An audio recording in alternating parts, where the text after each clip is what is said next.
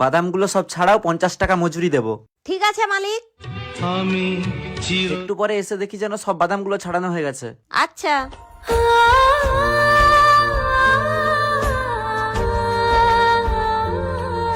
কিছুক্ষণ পর। হয়েছে সব ছাড়ানো? হ্যাঁ। আরে কি হলো, ছাড়ানোর পর এত কম বাদাম বেরোইছে কেন? মালিক বেশিরভাগ খোলার ভেতরে বাদাম ছিলই নি। শালা এতগুলো খোলা থেকে এত কম বাদাম বেরোনোর তো কথাই নয়। দাঁড়া সিসিটিভি ক্যামেরাটা চেক করি। এই রে, এবারে মনে হয় ধরা পড়ে যাব।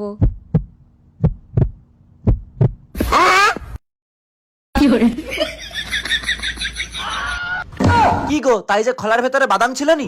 বেতালে বলা হয়ে গেছিল, আসলে অনেকগুলো হুনমান আসছিল, যাতে না বাদাম খেয়ে নেয়, তাই কিছু বাদাম আমি লুকিয়ে রাখছিলাম। শালা 50 টাকা দেবো বলছিলাম, আর 1 টাকাও দেবো নি।